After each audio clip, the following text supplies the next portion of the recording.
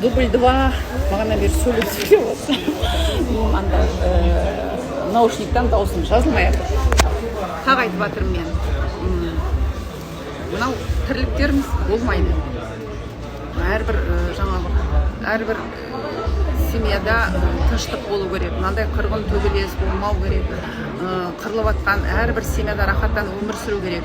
Чтобы елде басқа елдерменен дос болып жұмыс істеу үшін алдыменен өз елдің ішінде, Қазақстанның ішінде әрбір семьяда рахат өмір болу керек. Адамның алма сияқты ішінен рахаттан өмір сүріп жатқан алма жан жақсына пайдасы тиіп, бөлісіп, пайдасымен де бөлісер, басқамен де бөлісер, рахаттық өмір жасауға. Мен президент болсам, бірінші мәселе соған аударамын.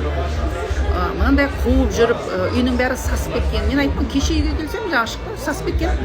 Жарты сағат проветривать етіп отыр.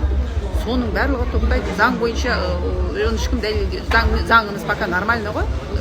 Если дәлелдеп берсең, қуат бүйтеді жасайды. Бірақ жаңағыдай заңды айланып жүріп, тірлігін істеп жатқандардың барлығы тоқтайды.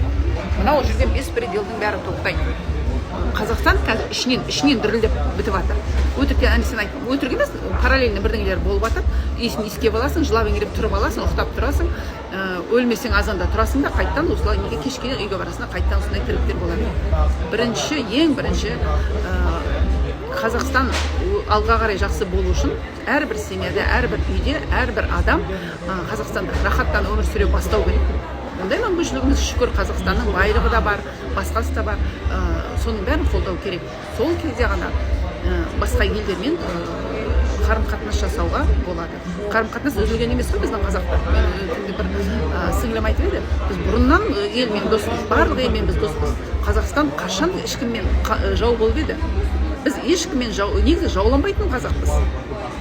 Сондықтан қазіргі болып жатқан тірліктерінің барлығы ол бір адамның заслугасы деп не қылудың қажеті жоқ.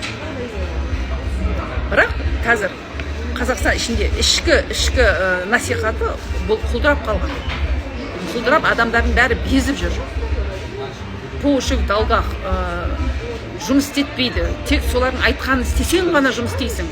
Солардың кешмей жүрген бір орыс келінлерді қанымды ішіп отыр. Кәдімгі қан энергияны сорады ғой.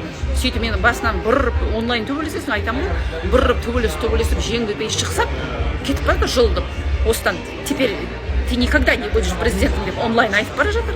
Сөйтсем мынау екен ғой істеп отқандары. Оказывается, в их руках быть президентом или не быть. Кто решает у нас? Народ решает или отдельные люди?